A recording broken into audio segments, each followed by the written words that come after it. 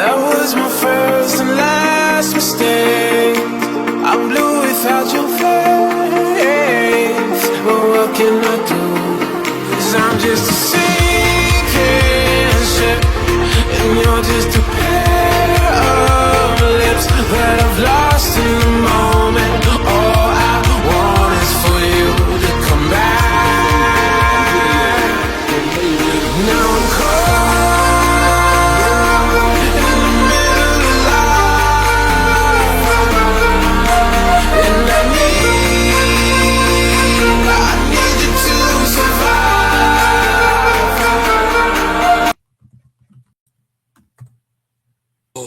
Greetings, everyone, and welcome to another edition of the Red Pill Diaries. And I'm back with my colleague, Matthew Ehret, from the Canadian Patriot podcast. He's an author, a journalist, and an all-around great guy. How is it going today, Matthew? Hey, Rasheed, I'm doing okay. How are you doing? Well, you know how I'm doing. From the conversations before the show. Well, so far so good, man. I can hear you. I think the audience can hopefully hear both of us. So I think your technical issues have been resolved. I hope. Fingers crossed, toes crossed. We'll see. Okay. Yeah, Matthew, you wanted to share a few things with us before we address a lot of things that are going on in the news. So the floor is yours, man. Go ahead. Yeah, man. Well, absolutely. I thank you. And we were chatting a little bit on X back and forth a little bit regarding my desire to try to bring something that many people in the geopolitical commentary sphere and analysis sphere are a little bit uncomfortable walking into this terrain, which deals with psyops of an UFO nature, of an ET nature. And I think it's really important because, how we perceive the world, the perceptions we have about the nature of the cosmos create a sort of contextual foundation of the mind in which we then shape why we think things are happening, of a war, of a military intelligence nature, why are policies occurring the way they are rather than some other pathway that is imaginable. And so there is a battle for our imagination, and that's been going on for many generations. That's, the CIA wasn't stupid when they realized that they could be gaining a lot of power by putting billions of dollars into funding Hollywood movies, into funding TV shows and platforms that would feature nominally entertainment material on Netflix, on Amazon Prime. But they're not stupid. They don't want to entertain us, right? These agencies don't care about entertaining us to make us happy. It is a war, a battle over what we think the nature of our creation is, the nature of morality, which informs our decisions, how we determine what choices we make based on what moral values, is entirely colored by whether or not we have a concept of God, the creator, the laws of the universe, being made in the image of said laws and said creator, or not, or maybe made in the image of gray aliens or demon aliens or whatever. That'll definitely affect how we think of ourselves and how we think of, why things are happening on the big picture. So I've been making with my wife Cynthia and our friend Jason Dahl, a series of documentaries over the past 3 years on the hidden hand behind UFOs. We're basically going into the final stages of a big book, going through the fact that it's not what we're being told by Steven Spielberg. This week it's going to be Disclosure Day. That's been celebrated in the media for months and months and months as the big thing. And Spielberg just recently gave an interview that Breitbart covered.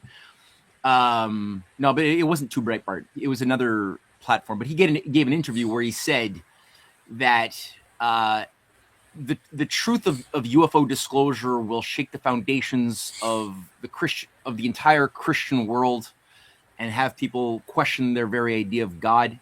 Now, Spielberg's been at this for a long time. That was one of his early movies that made him a big player, was Close Encounters of the Third Kind way back in 1978, advised by a bunch of government spooks and social engineers who were on set advising him, and we could talk a little bit about that. But my documentaries go through a lot of the different dynamics, including the hoax of Roswell. So I wanted to just chat a little bit about why they're doing this, how we can know that this is a hoax. But before we do any of that, I wanted to play a little video by a comedy group in 2008, which you might have seen, called The Whitest Kids You Know. Have you heard of these kids? No. Okay, I'm gonna play a little 2-minute segment of a skit that they did in 2007, actually, in season 2 of this skit comedy series, and I hope that the sound comes through. It's called "Are We Going to War with Iran Today?" And here it is. Can you see that? Yes. Let me add it to. Wait. Let me add to screen. It should be able to. Okay. Add to screen. And just let me know if the sound is not coming through.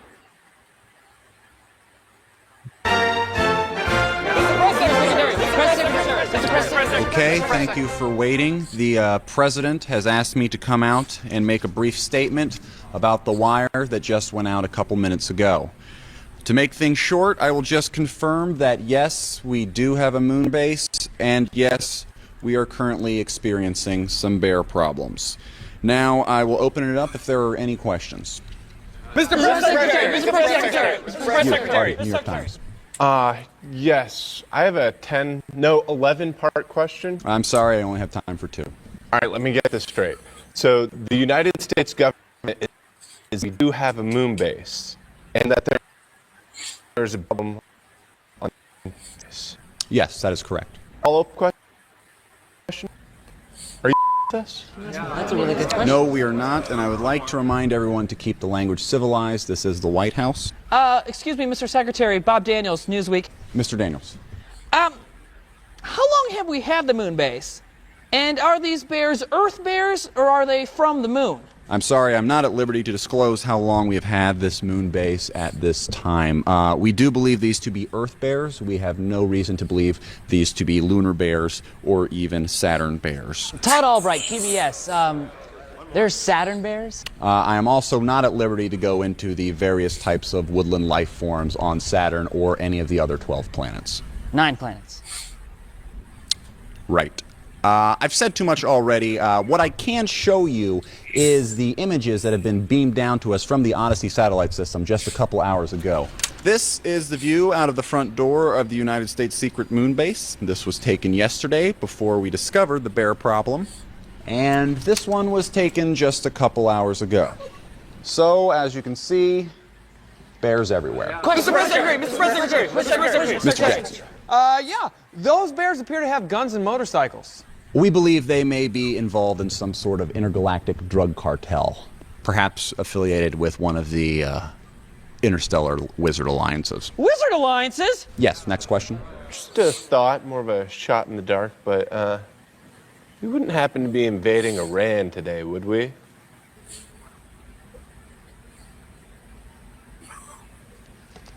You got me. You got I fell for it. You almost got away with that one. me. No, I went too far. I almost had it. I should have stopped after the slides. I knew I should have stopped didn't think there. anything about it until the cartel thing, and I was like, what? Okay, all right, let's forget this whole thing. Who wants a drink? First round's on me. Come on! Yeah!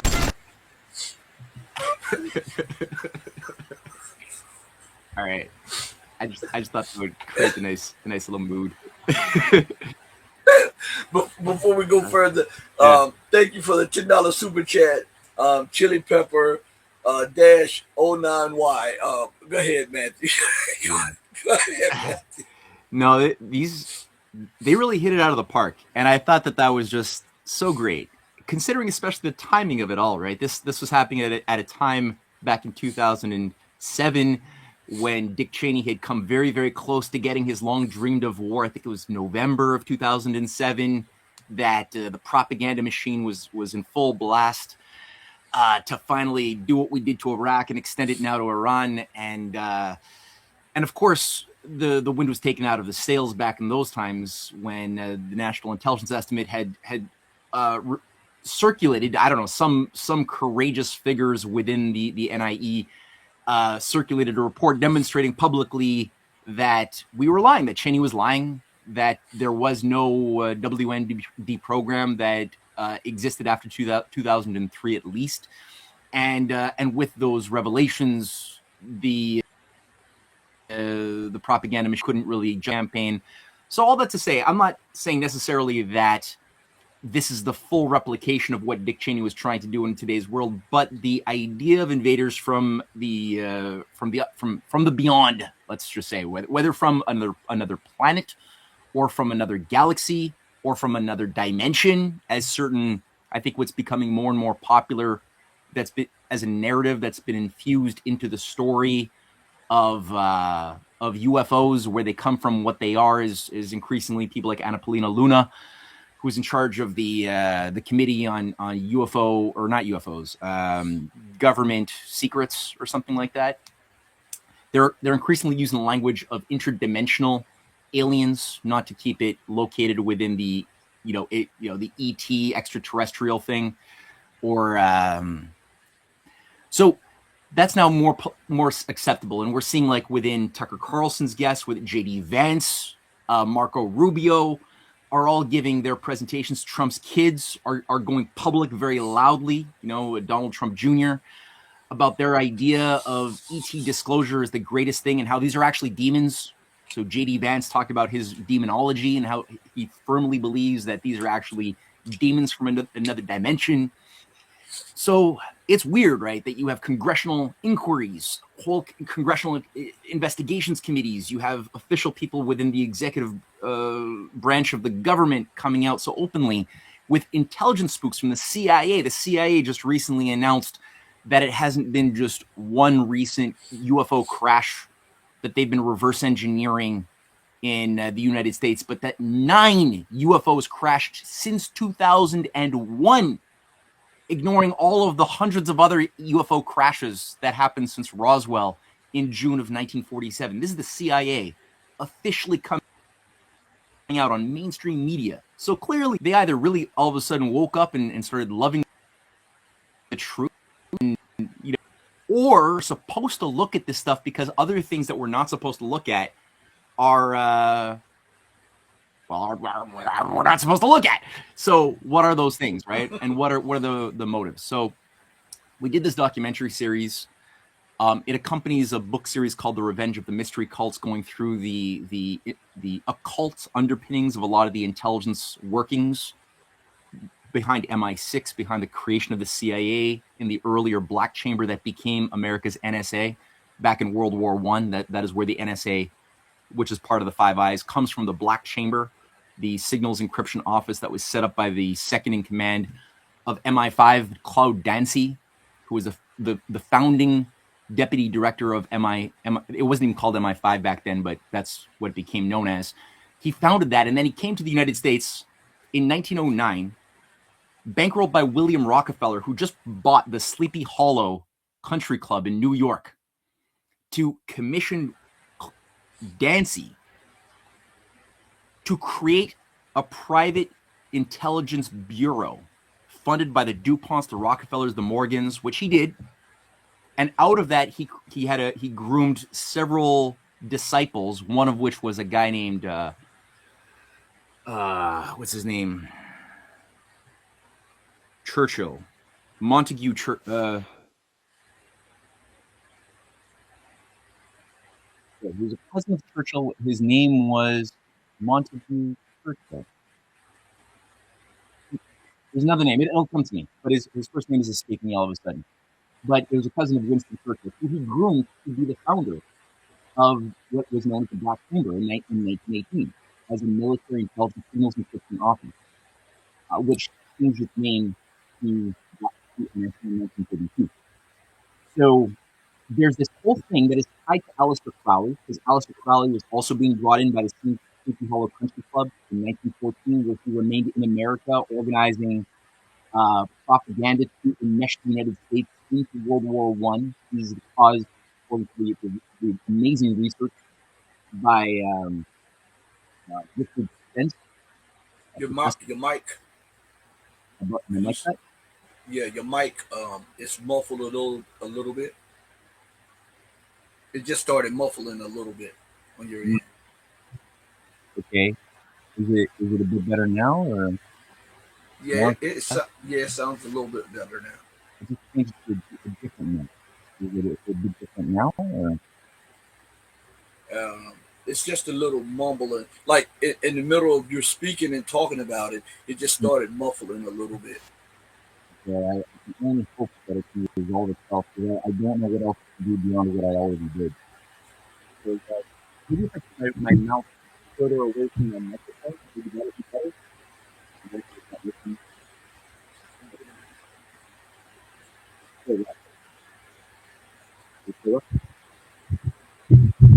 Hmm. How about now? Is it better? Yeah, that's better. I can hear you. I can hear you clearly now. How about now? Is it Yes. still good? Yes. Okay. I hope that the audience wasn't completely missing out on what I was saying. If they were, No, I'm it just sorry. did it for a second. It just did it for a Yes? second. Okay. So pretty much we heard mostly everything, and then it muffled for about Okay. about a 10-second thing. Okay. So all that to say, when you start looking at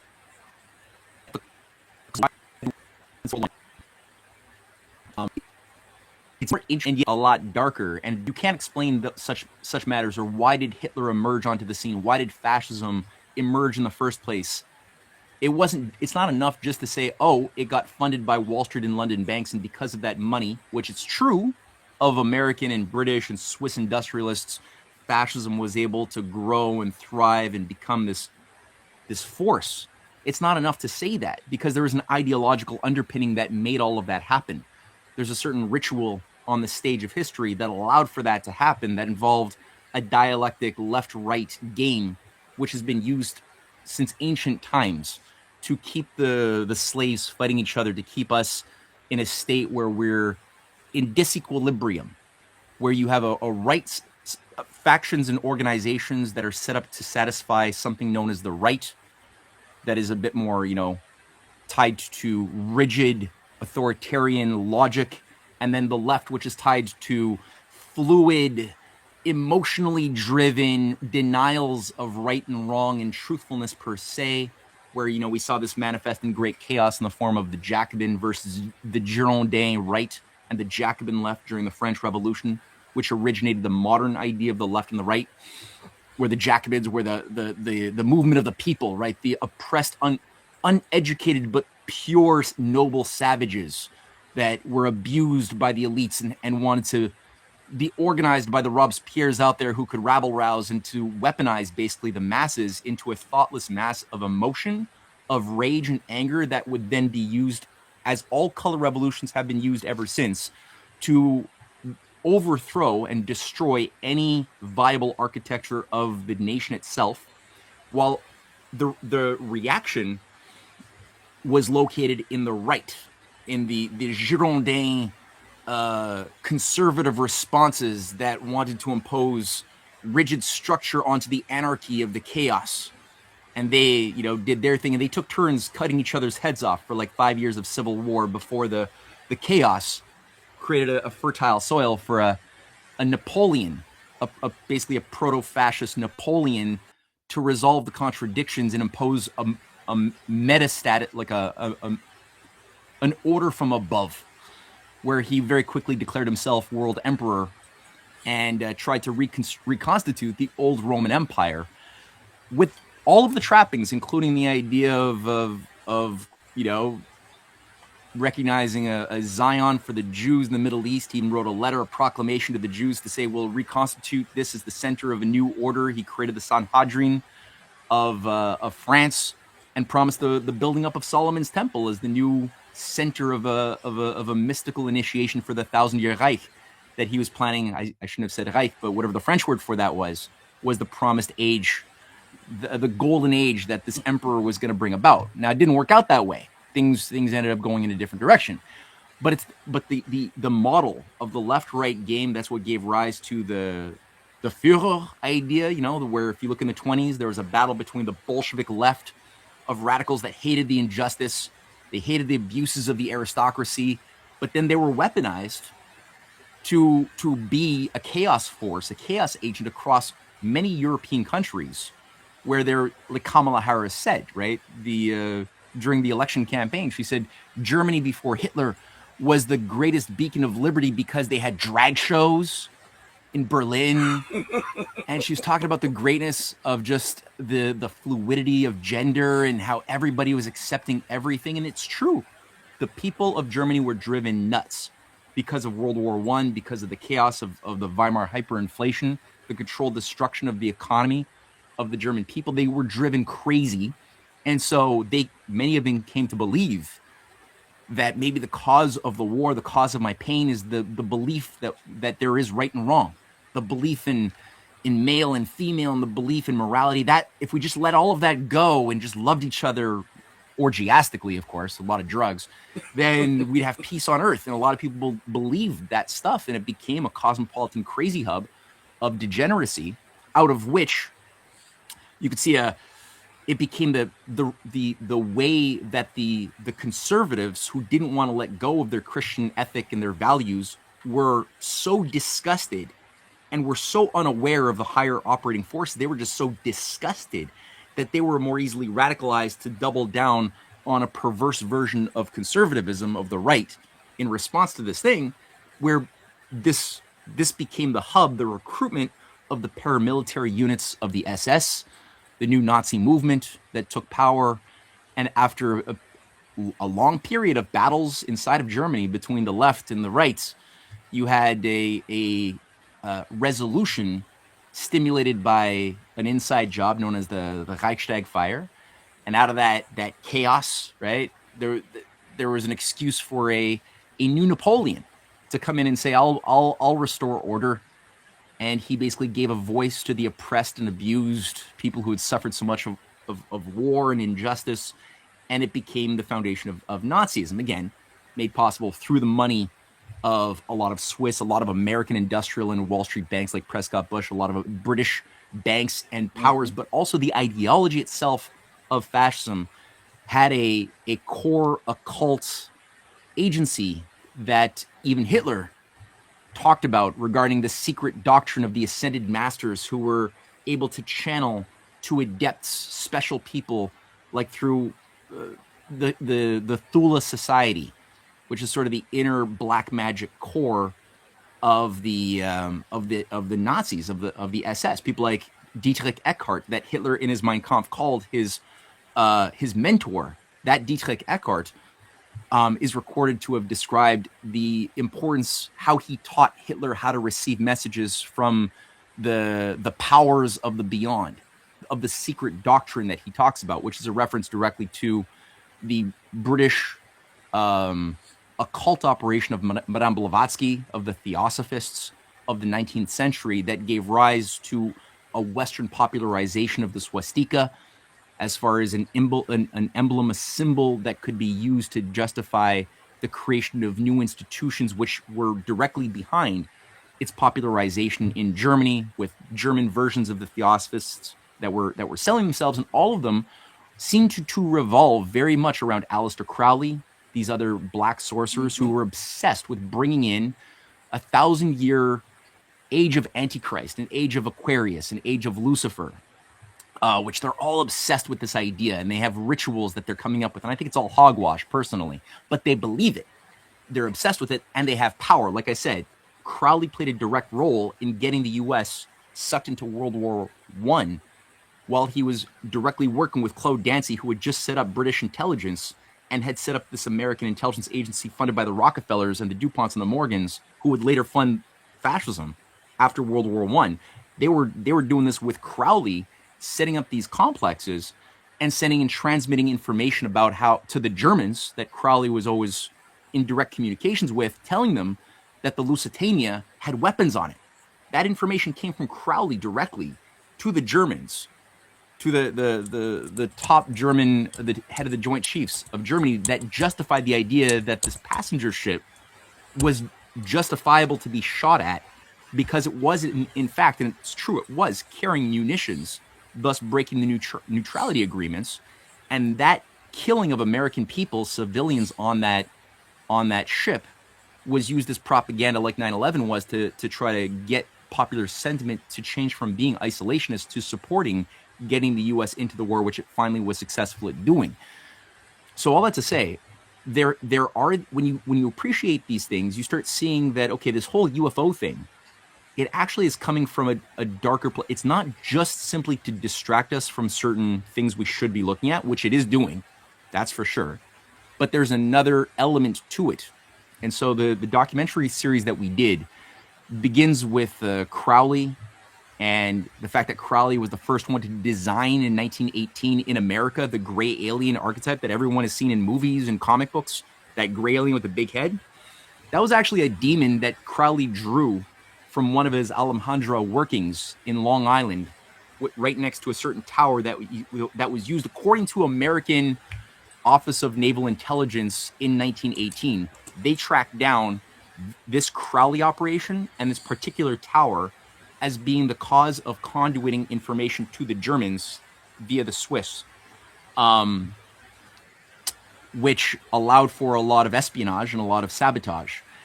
So this is what Crowley famously popularized as the creature known that he drew and designed, called Lam, L-A-M. And he had a whole story of some sex magic that he did, probably, might involve some human sacrifice, as he wrote about it a lot, probably did a lot. And that became the model that was then used after World War II was done. Another war that he was also involved with, in that Cloud Dancy with his Z organization, which sabotaged the resistance in the Netherlands and France. The Cloud Dancy Z operation, run by British intelligence as a sub-faction of MI6, was basically the same organization he created in World War I. He was still doing it in World War II and amplified it, and books have been written on called All the King's Men, proving that Dancy's operation, which was tied to Crowley, which is tied to these Wiccans, these witch covens that were assigned to carry out spiritual war against Himmler, and Himmler was doing this weird witchcraft. He really was doing this in Wewelsburg Castle.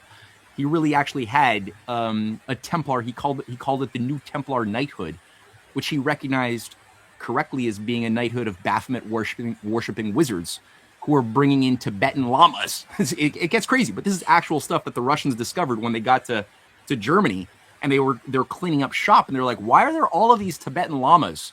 There was like 1,000 Tibetan lamas that Himmler had brought in to Wewelsburg Castle, which was supposed to be the center of the new 1,000-year order of Horus. Like, why are all these lamas here?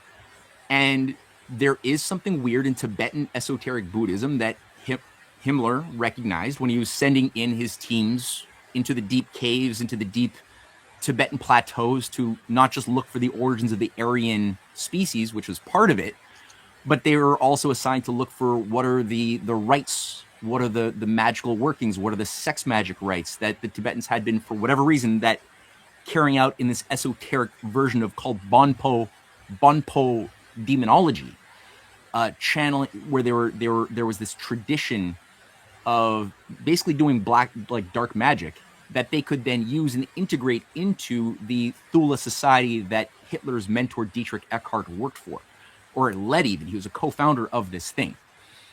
So this is the type of weirdness that permeates the actual history of what made a lot of the big things happen. And all of those forces who did not succeed because patriots, smarter people than most of the political class we today have in the West, at least, smarter people were able to subvert and prevent those types of New World orders from succeeding.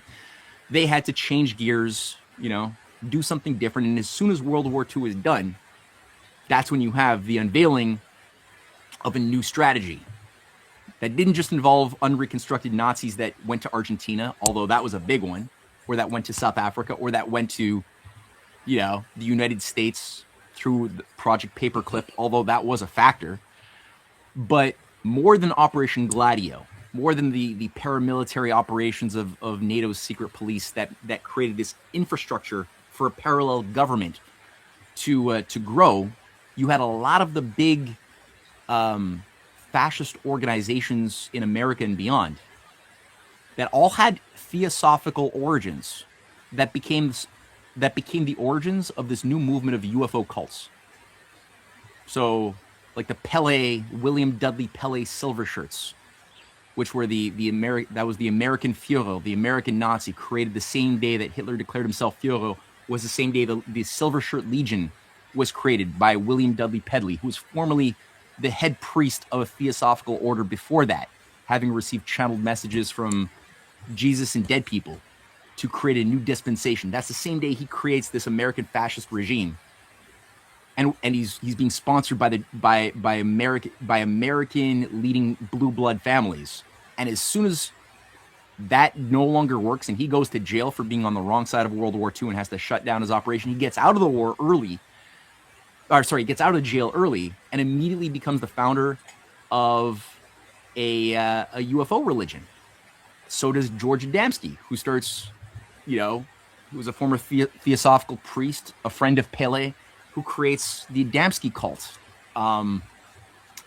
That all talk about how as of 1947, the moment stories begin circulating in the media that unidentified flying objects have crashed, right? These aliens, their technology is so advanced that they can travel beyond the speed of light, but yet they can't fly. They keep crashing into desert canyons and what have you. You're like, come on.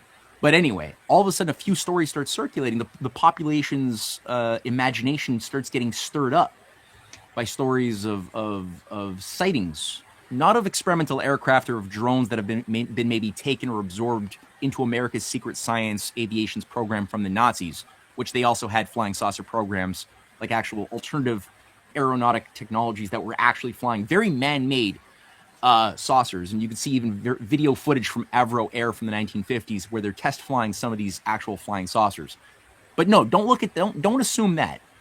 Assume that these are alien things from the beyond. And by the way, as all of these former Nazis who become UFO cult leaders all seem to testify, that the characteristic of these beings that welcome their chosen gifted favorites on the earth to communicate their new dispensation to all seem to be blue-eyed Aryans from Venus, right? Light-skinned, blonde, perfect beings who are so advanced from Venus, of all places, too, right? You're like, why are these Venusian Aryan beings, like, what is Venus? Well, Venus is, going back to ancient times, that is morning star. Like, that is the morning star. It is the star you see that rises in the morning. You see this. It's the planet that you could see at dusk as it sets. It's the morning star of light and of darkness. It's the archetype of the Lucifer concept of the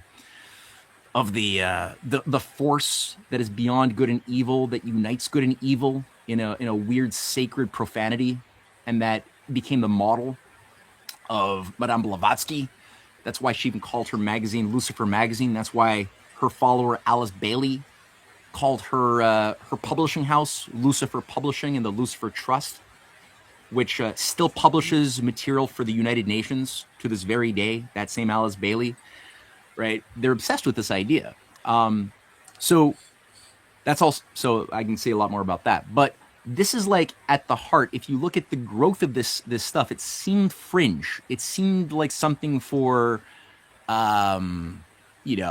comic book fans, sci-fi fans. But what is often fringe in one generation is set up to be in the next generation the mainstream. That's how this stuff works. And so we could see this incubation period where a lot of this weird stuff, this fetishy stuff, grew to become the foundations for major intelligence organization connected religions like the Scientologists. That became sort of one of the bigger UFO cults that grew out of pulp fiction writers with a big creative imagination and a lot of occult initiation. L. Ron Hubbard's connection to Aleister Crowley is no secret, right? We know that he was a member of the California Ordo Templi Orientis, OTO Lodge. Movies have been made about this with Jack Parsons, who got incorporated into NASA, right? His jet propulsion labs became a big part of the development of solid rocket fuels. And they were carrying out weird Babylon workings to try to like give birth to the Antichrist in the deserts of New Mexico and California. So you have like this thing that has political intelligence protection support that has created an influence or has gained an influence over the imaginations through investments selectively done in certain scripts, like The Day the World Stood Still, a major 1950 movie that became foundational in sort of setting the stage for how we think about the nature of autonomous machines, self-thinking, judging machines that came to the earth to tell us that we're not responsible enough to manage our own governments for ourselves because, look, we've created nuclear bombs. And so this intergalactic species with a messiah-like emissary who comes to Earth in that movie, supported by this machine AI structure that manages all laws of the Intergalactic Federation, has come to tell mankind that it is time that we give up our sovereignty to a supranational, supergalactic authority to protect us from ourselves. And there's a whole like didactic, nasty, patronizing monologue by the machine at the very end telling humanity these things. And so this is like not insignificant when you look at the foundational creation of like what is this disclosure operation. So, and I made a little trailer. I don't know if do you want me to play the trailer for our film series? Okay. Yes. And then maybe we'll just I'll pull it back and throw it at you at that point. But that was my long-winded monologue for today. But here's the trailer of our film series, The Hidden Hand Behind UFOs. Okay, let's see. It should pop up on my end. All right, there we go. Add to screen. Okay, you see it? All right.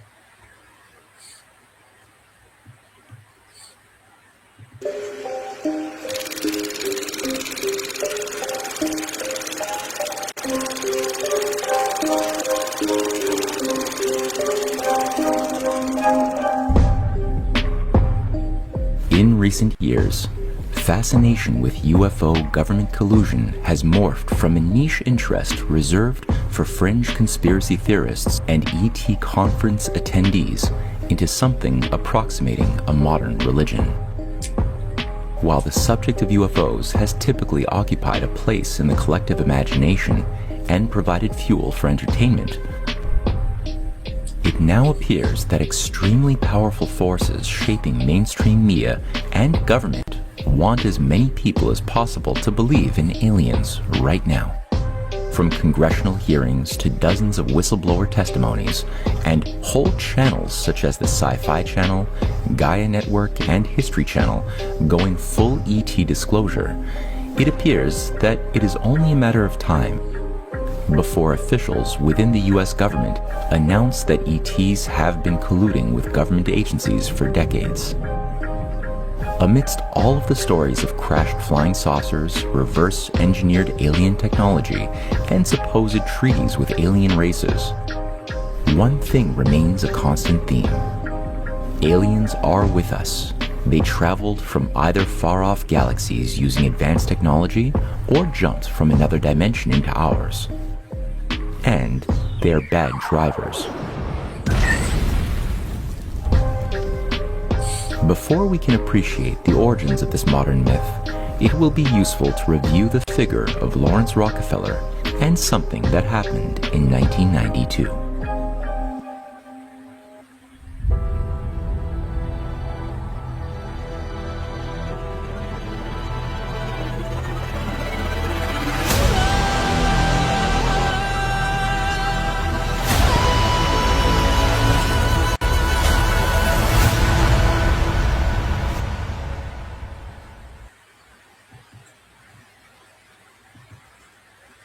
All right, so that was it. That's the film. That's the announcement of the film series. Okay.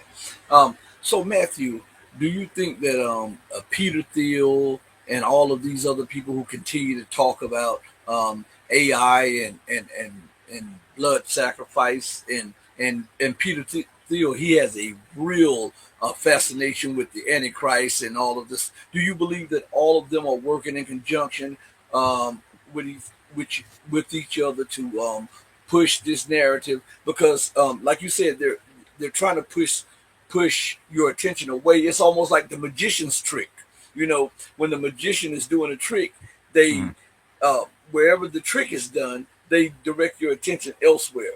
And we see that with the Epstein files, a lot of these guys were caught up in blood sacrifices, children, having sex with children, misusing children. They were hunting black people. Actually, this was left out. They were actually hunting black people on the island. And do you believe that all this is part of their so-called religion or their theology? Yeah, I do. That's sick, eh? All of part of I think when you start looking into the very, very twisted logic underpinning the Gnostic and deeper, older occult like mystery cults and the mystery religions of the ancient world that so misshaped the worst of humanity during that period in the centuries before Jesus, and what Jesus and his followers were even like up against. You get a better appreciation for like what were the power structures, what was the basis of deciding what is good, what is the right thing to do for the leaders, for the elites, for good, well-behaved humans, talking cattle who have to, be kept complacent and either in a state of fear and terror to be better controlled, or a state of docile hedonism, so that they don't awaken their better qualities, their more dignified qualities of divinity within them.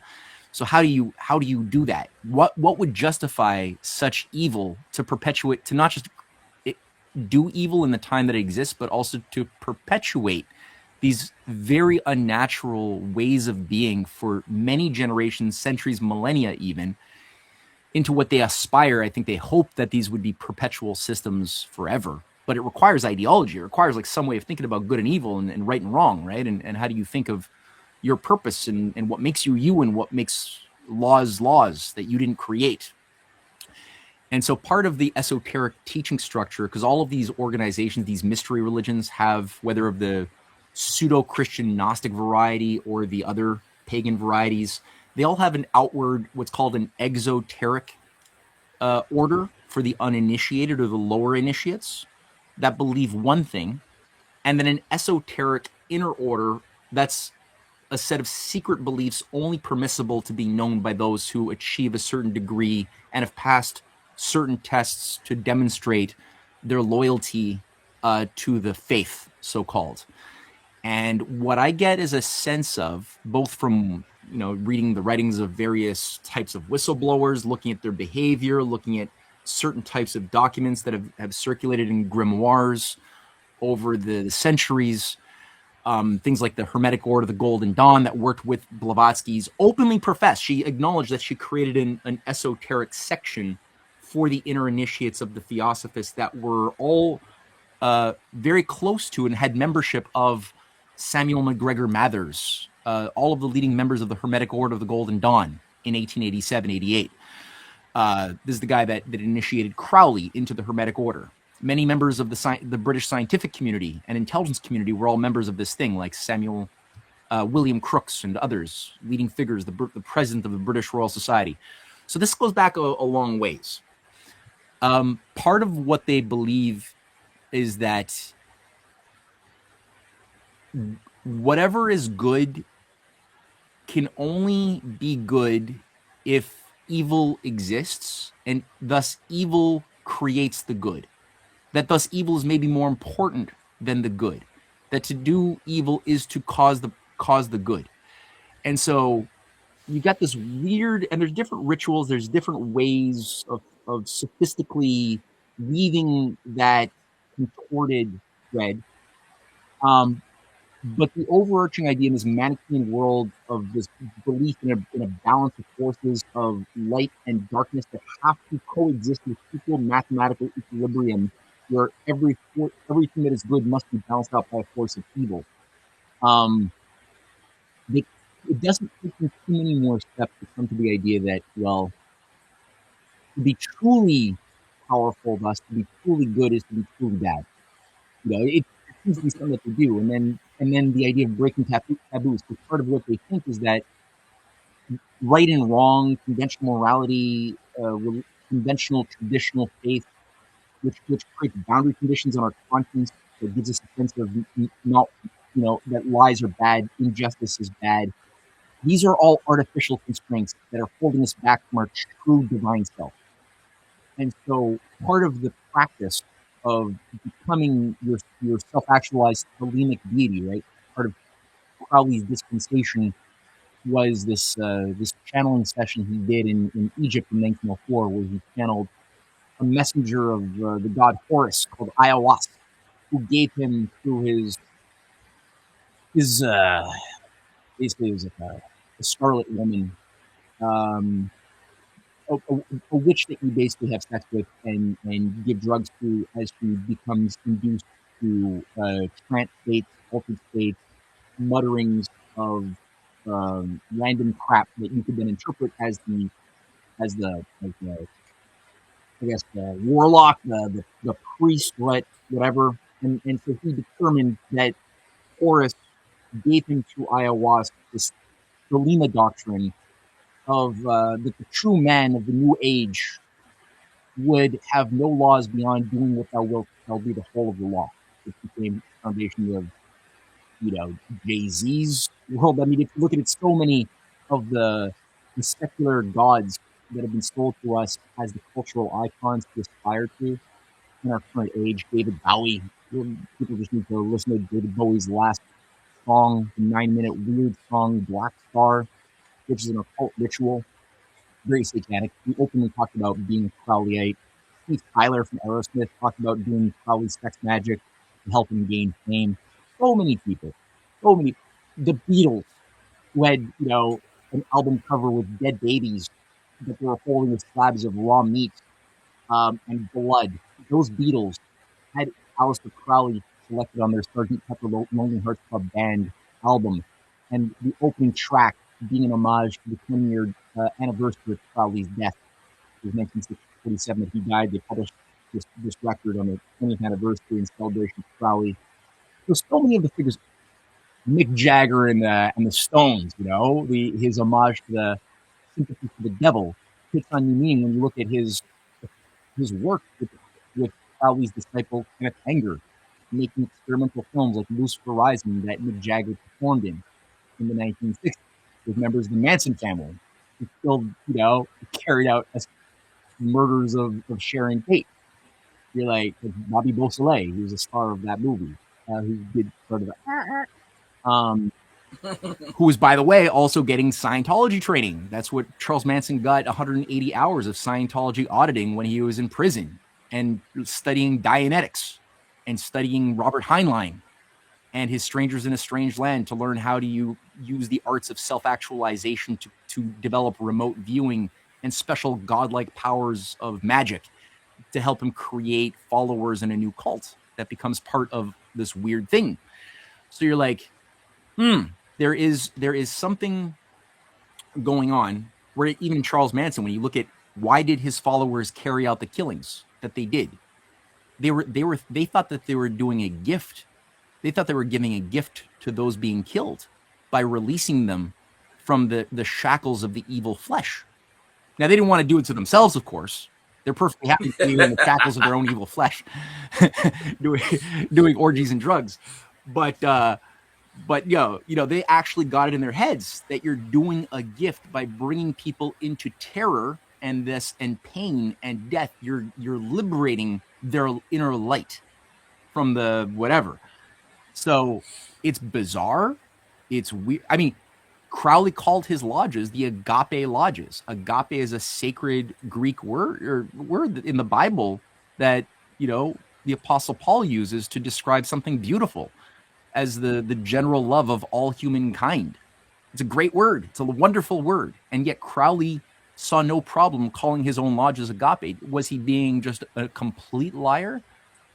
I mean, yeah, he wrote the Book of Lies. He basically mastered the lie game pretty well as part of the ritual. But at the same time, I think he actually kind of believed it on some level that he was doing a favor for those who would be the subject of these acts of terror onto children. He even writes documents in his libers, in his book of law, on how do you select the perfect child sacrifice, as far as the ideal intellectual caliber, emotional tone of a young child, of what age bracket is the best. Yeah, he writes this stuff. William Ramsey did a whole book on this and pulled out all of Crowley's different statements in different locations where he's giving advice on how do you do that. And then Crowley said, you know, whenever he was held accountable for it by interviewers, he would say, "Oh, it's just a joke. Nobody would be that terrible." And his followers today say the same thing. He's joking. It's like, well, that's a bit of a cop out. Why did that's not a good joke. And a lot of people tend to die around him at very young ages, like so many of his own kids. You know, like, well, it's not a joke then. I don't know. It's quite the coincidence if that's a joke. So yeah, I don't know if that kind of answers the question. So what? Yeah, you did. But so, what do you think about this AI revolution? Because a lot of the AI is being pushed by people like Peter Thiel and all of these people who are occultists and who are pushing for a one world government and pushing for the rise of Antichrist or whatever. What are your thoughts on AI? Okay, so AI is machine learning is something which people already in the 1950s were beginning to realize that you could extrapolate present trends of computing power and computer systems, digital computer systems, and recognize that in time the process of automation would be enhanced. It's cool. I'm sorry. Yeah, that's good. But textbooks were being written, philosophers were observing this. It's an objective fact that the productive powers of society, the industrial powers of production, would be enhanced by the continued improvement upon computing power and its ability to receive feedback information, feedback loops from objective, multifaceted systems of production into a centralized system that would map out and measure the data of whatever you're trying to produce, whatever you're trying to map out, and then make increasing modifications, adjustments to improve the flow of whatever that machine, whatever that productive platform was designed to do. So to a certain degree, I think there's like a natural, I'm not like anti-science, I'm not anti-tech at all. I think that it's a perfectly fine thing that doesn't necessitate interpretations that this is the Antichrist. But I think there were, when you look at a lot of the occultists, especially the Rosicrucian variety, who took control of the narrative, especially in the late 1960s, of what was not just UFOs, but also what was technology.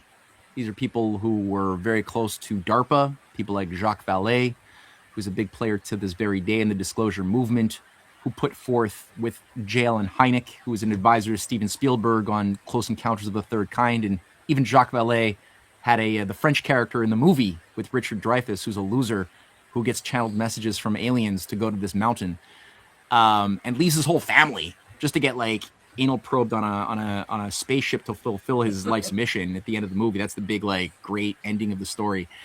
But there's a French scientist who is Spielberg even said that he made that personality based on the character of Jacques Vallée, the real person, who co-developed DARPANet, which became the foundation of today's internet.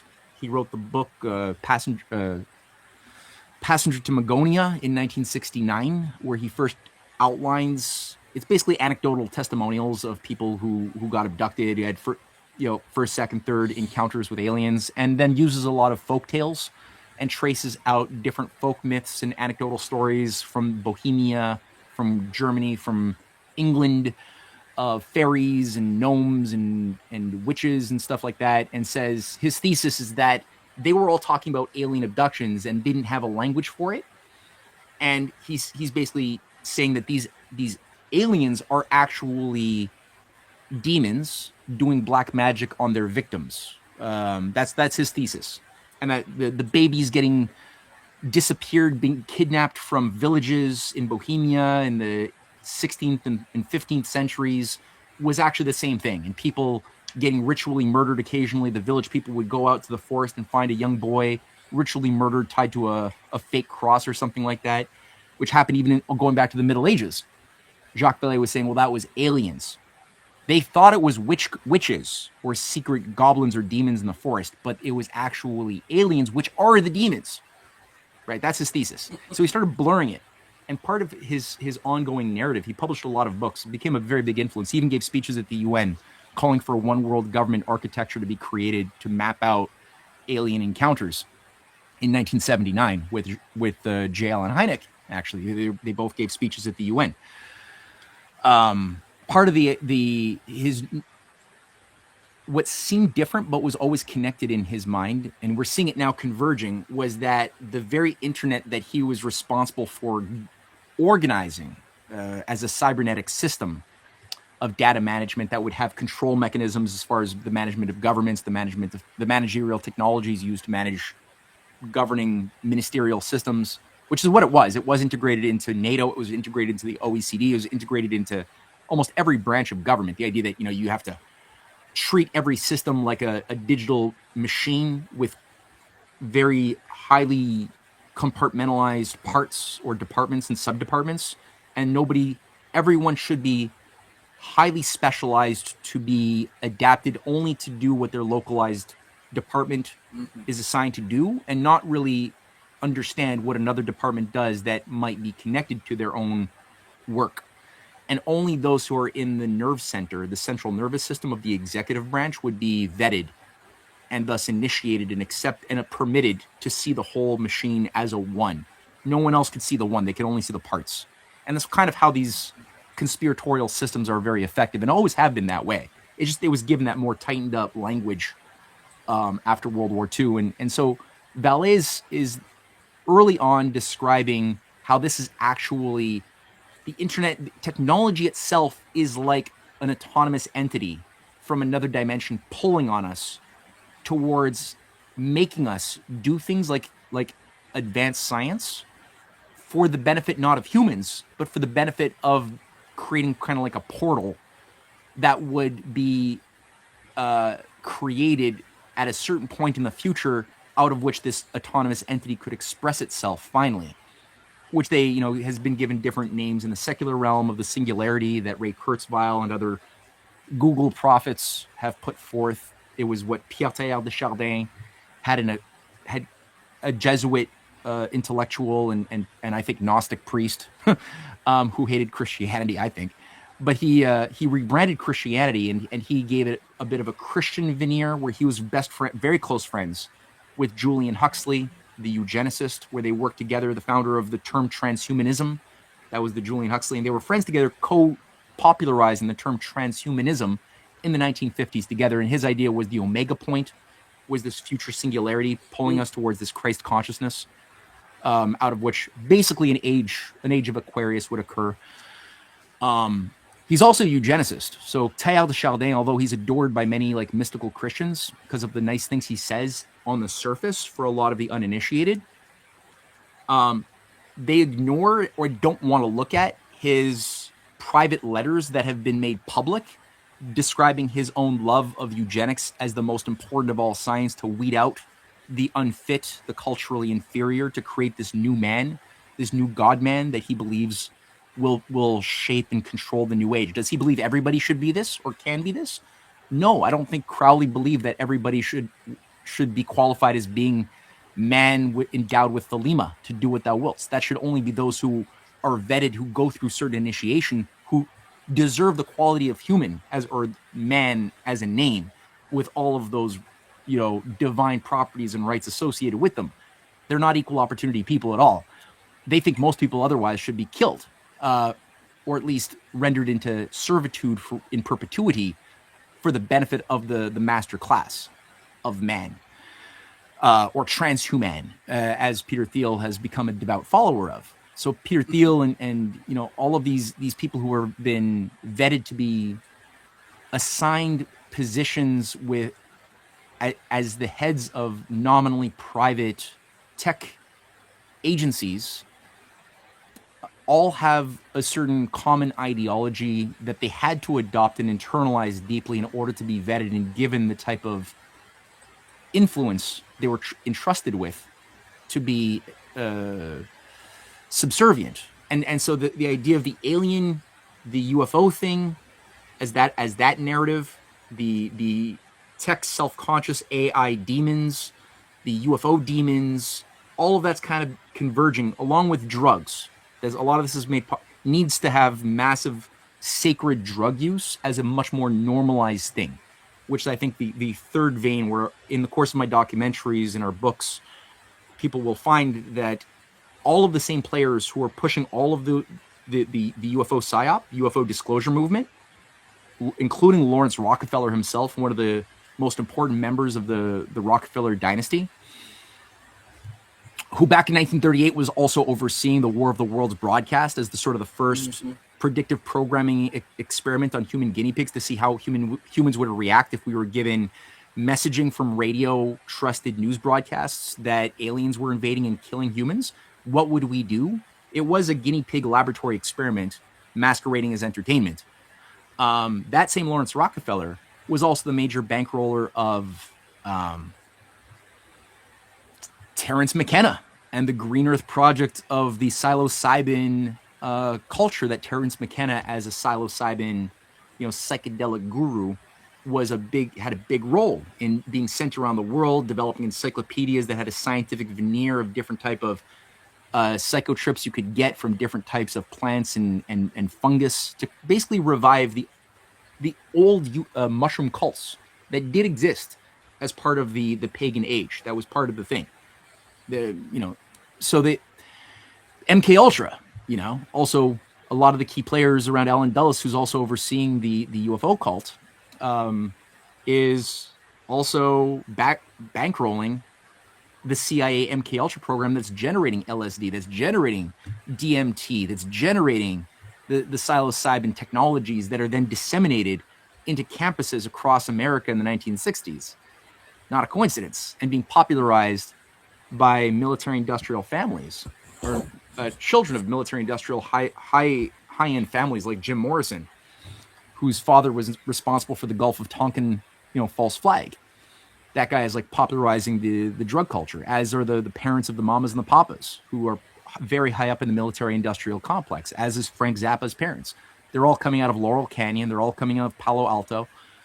And so you have this thing whereby Terence McKenna's thesis is that drugs are actually giving us access to the fifth or sixth or seventh dimension, which is where special people, and we're special because we're enlightened because we know how to do sacred drugs, can interface with these spirit beings that are actually the aliens that are benevolent, or some, there's various twists of the narrative. Some people say that there's different species. Some are evil aliens that give us bad trips, and then you got good aliens that give us good trips. But either way, it's these aliens that have been. This is what they say Jesus was doing. He must have been doing drugs to give him access to aliens who gave him endowments with special powers to walk on water. And Muhammad gave him, must have been doing sacred drugs to be able to interface with the aliens who gave him the ability to hop on a donkey to fly into the sky and stuff.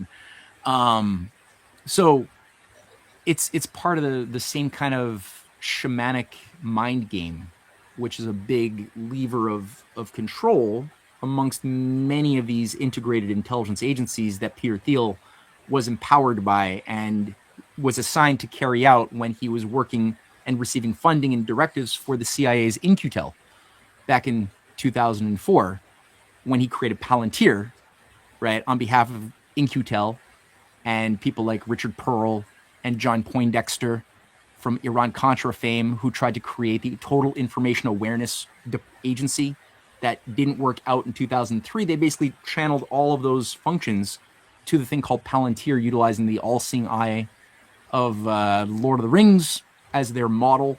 But the all-seeing eye also comes with the eye of Horus, right? That's looking upon everybody in this panopticon, where people would not want to do or even think bad thoughts if they felt like all of their biometrics were constantly being monitored but at all times, people won't say bad things. They won't do unacceptable things. They won't do unacceptable thoughts because they have predictive thought crime. And that's part of the Palantir mandate from the get-go, as was total information awareness of Poindexter, who went to jail for what he was doing with Ollie North, right? But this is the guy that oversaw and worked with Peter Thiel. It selected Peter Thiel from amongst the Stanford groomed PayPal mafia circuit. You know, this nest of people that, like Elon Musk, also came out of the same Stanford operation and became part of the early PayPal mafia too. And all of them were just vetted, groomed, assigned to be, I would say, and you and I did a whole show on this that was pretty popular, cardboard cutouts. Like Bill Gates was a cardboard cutout. His parents were major players in IBM. His mom was a major executive at IBM. His dad was a major player running the Planned Parenthood for David Rockefeller. You know, these guys are not geniuses who just come out of their garages as geniuses with this great technology that's super convenient for military intelligence. It already was Larry Ellison, right? This guy was a CIA contractor creating Project Oracle for the CIA before he came out with his Oracle AI, which has its major contractor as the CIA. Whitney Webb's done great work on that. So it's like, yeah, Jeff Bezos, his grandparents or his grandfather was a major top deep state player at the State Department and military industrial complex. It's not a coincidence, you know. So yeah, I think that their obsession with the Antichrist, I think also Peter Thiel's obsession has probably something to do, I would say, as well with Opus Dei. There's this researcher named Jules Evans who did a really good paper, an essay. Half of it is free, half of it is behind a paywall. I suggest people read this essay, although Jules Evans, he actually wants a massive psychedelic legalization program as the basis of a new religion. That's part of what he wants, but he does good work otherwise. And he did this paper called "Can Opus Dei Become Less Culty?" It's a great paper, and it does map out young Peter Thiel's recruitment to Opus Dei, his grooming by this thing in the early 80s or the mid 80s when he was at Stanford. His I did work that proved also that it was at this very same time that various neocons around Richard Pearl began. Irving Kristol became the primary financial backer of him in 1987 or 88 when he created the Libertarian Stanford Review that he ran for 4 years. And these guys became his groomers and became his handlers after George Bush's 9/11 operation in 2001. So I think part of that is that you've got this religiosity, this obsession with the Book of Revelation, this obsession with end times contained within the inner core of the neoconservative Straussian, networks of the Opus Dei networks as well, that are sort of a spin-off of the Jesuits. When the Jesuits became more left-oriented, there was a vacuum because formerly they had occupied a more right institutional role in the previous centuries. All of a sudden, under the modernists of Pierre Teilhard de Chardin, they took on more of a left orientation, a Marxist integration orientation, and so that former space they felt had to be filled with something new, out of which I think Escriva was assigned in Spain to create the Opus Dei as sort of a mirror image, a dark mirror to the Jesuits, which they did, and they've continued to fulfill as a function,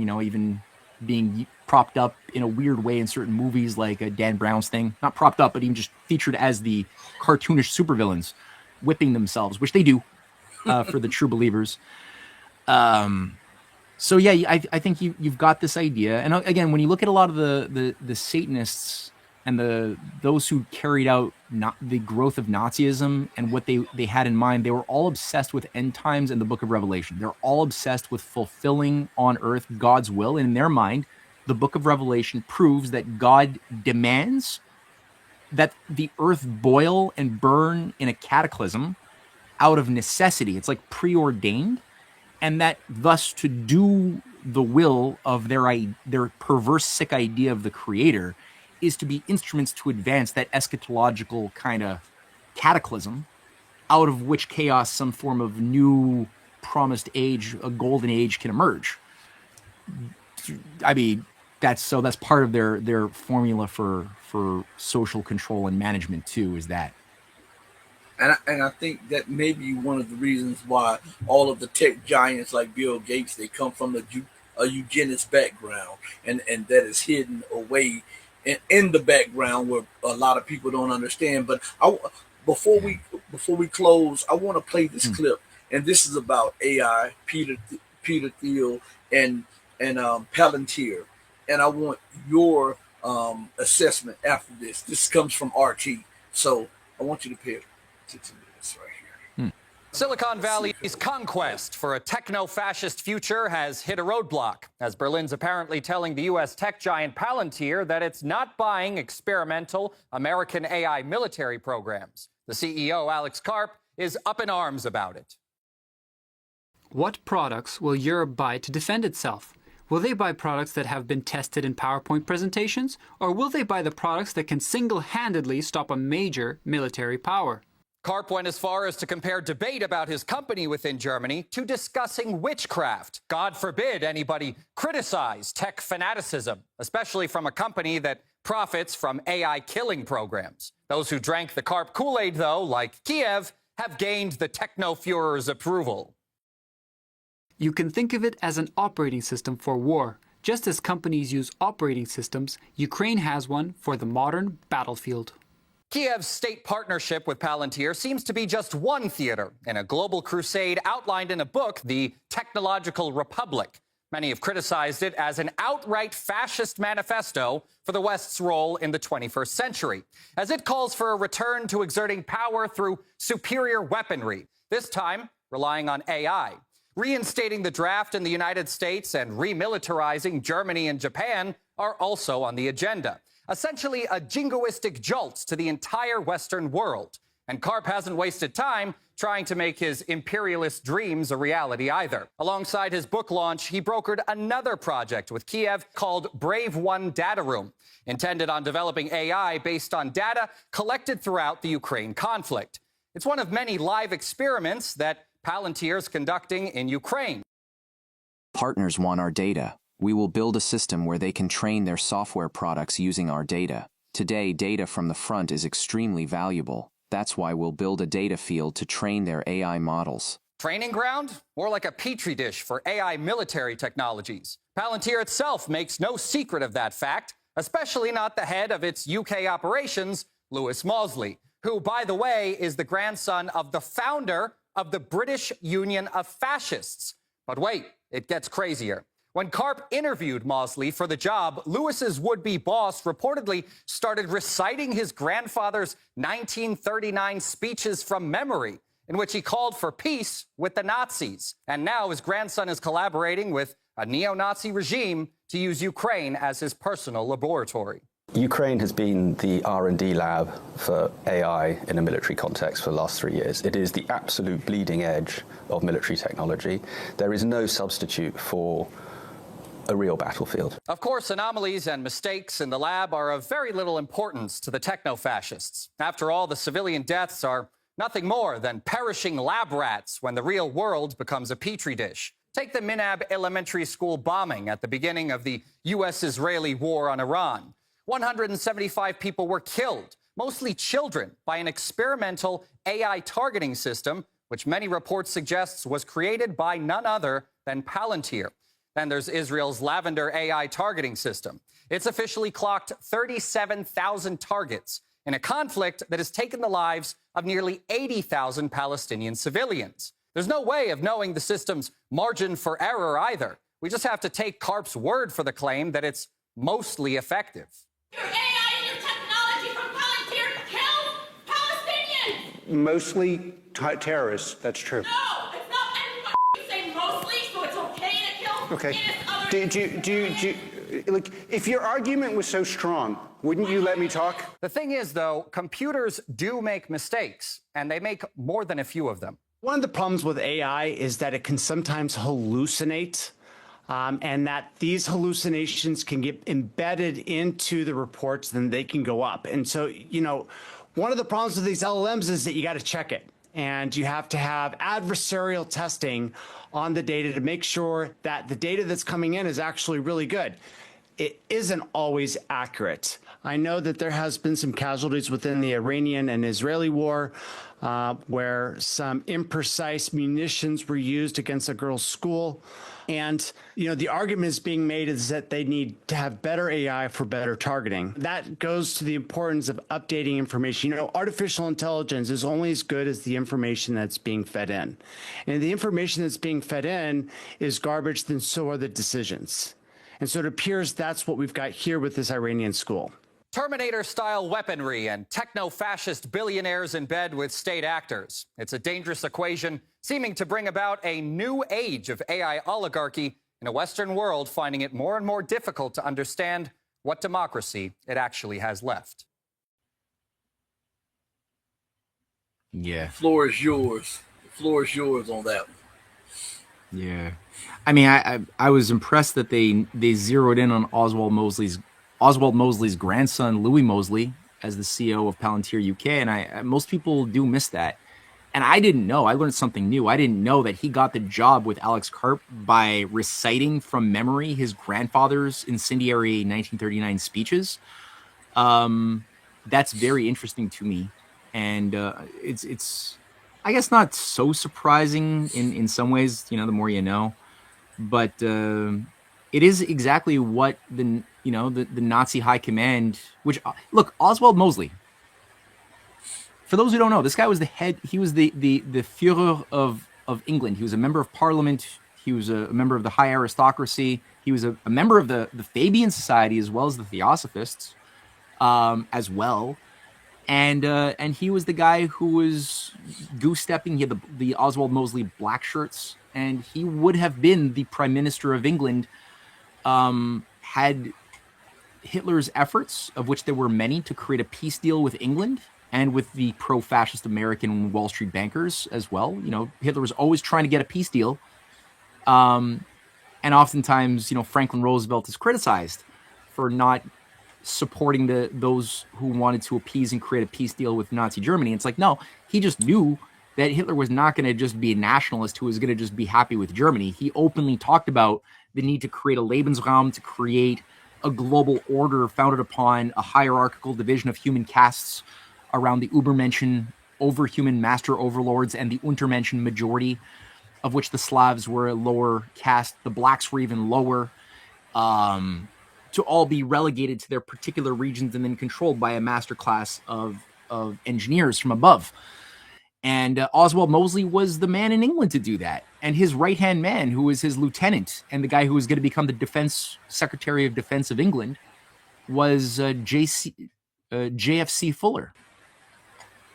JFC Fuller was the Grand Master of Aleister Crowley's Argentum Astrum Lodge of 1907.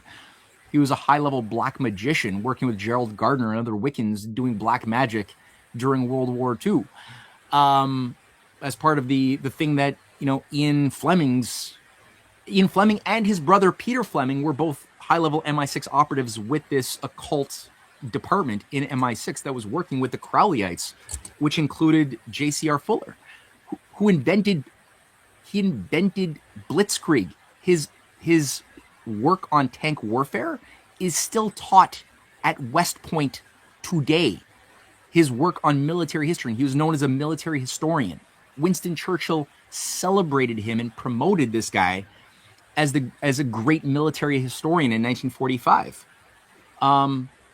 His thesis of the causes of World War II are still published and treated as if they're like standard gospel.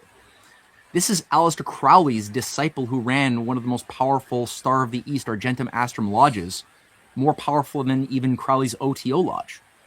Right? This is Oswald Mosley's right-hand man. And the fact that of all people in the world, you have Oswald Mosley's grandson selected to manage Palantir UK, which got the biggest deal of integration with the United States last year between two supposed enemies, Keir Starmer, the left woke, effeminate, Fabian socialist, and right-wing conservative nationalist Trump, who seem to be, we're sold on this image that they're like representing, they hate each other, but No, they signed a deal that gave Palantir total integration with the UK. And the British fascists are coming back. You see Elon Musk giving all sorts of incendiary speeches to Tommy Robinson, who's working hard to nudge and radicalize the conservatives to becoming essentially what the Germans became in the 1930s in opposition to the Bolshevik left. The immigration problems that were caused by the shit economy and the unjust economy, that type of scarcity and resentment to others coming in from other countries that the Germans were feeling in the 1920s. That's exactly the feeling that is being cultivated yet again to radicalize the conservatives under Tommy Robinson, who Elon Musk is always propping up. He's, his Grok AI, which also has deals with the military, just like Palantir AI has deals with the military, integrating, overcoming the moral boundaries that formerly were in place are being overcome as they're both applying it to foreign countries in Ukraine and in the Middle East and other places. I mean, it's being embedded within the operating systems of the police departments of Canada, of the health distribution agencies of Canada too. That a lot of this came in during COVID, didn't go away. Once they come in, that's the thing, right? They build up a whole architecture that's super complex, highly specialized, and that makes the whole agency of whatever it is, food distribution, food management, like Palantir has just gotten control of the food management systems of the United States. Once they introduce their operating system, their highly specialized software, you can't just kick them out. It's through the medium that they gain their control. You could nominally cancel their contract, but you're now stuck with their systems unless you completely break everything down and rebuild from scratch, which most people don't want to do, and they don't have the ability to do it. So that's part of the way that this is kind of like a reverse virus. They did this into China too. They don't. It's not Palantir in China, but China has been battling this foreign agency from Stanford, from Silicon Valley, which since the 90s has been trying to insert itself to build up this nasty, predatory fintech exploitative system that wants to bring in social credit. Now, China didn't do it. They fought back. They have a nationalist movement that's much more vibrant than ours, much more morally advanced than ours.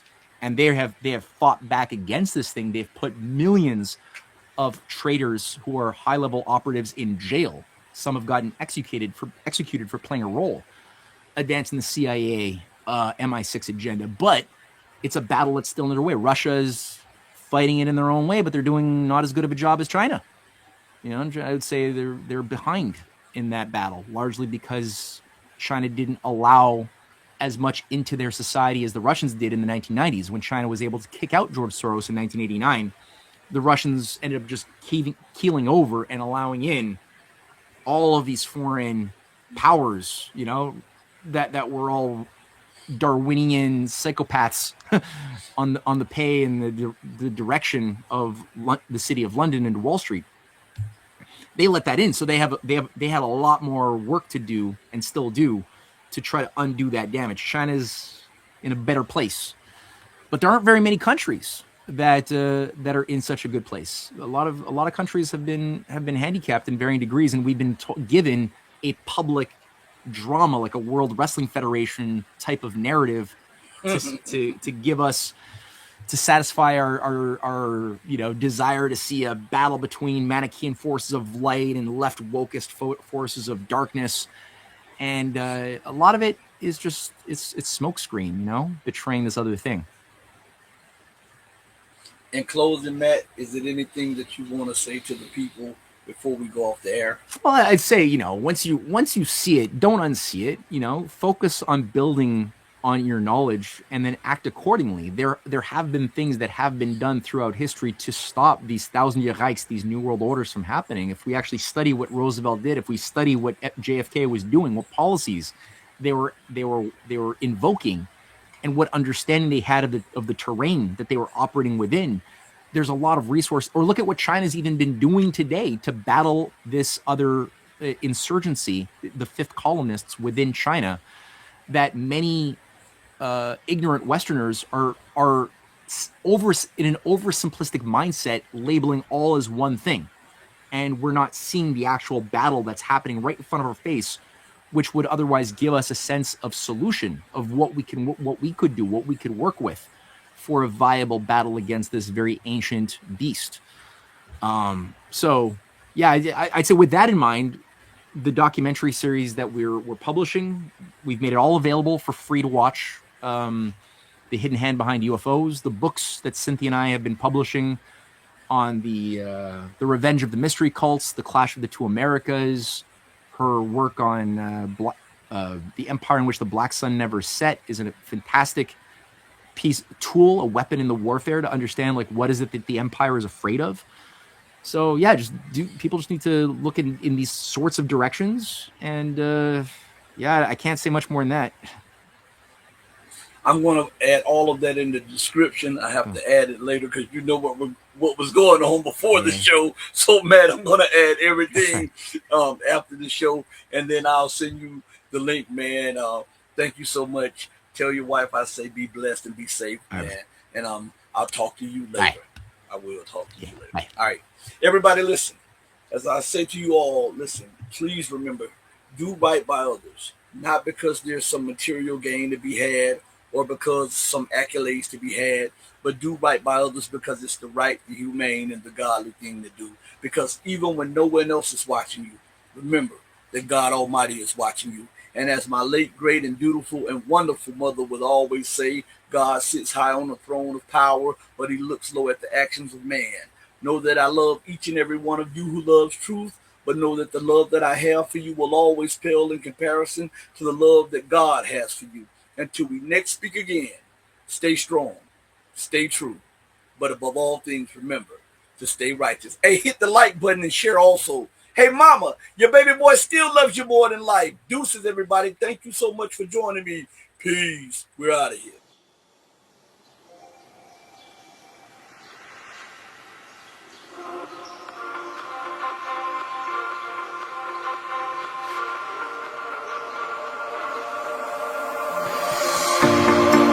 Told you to walk away.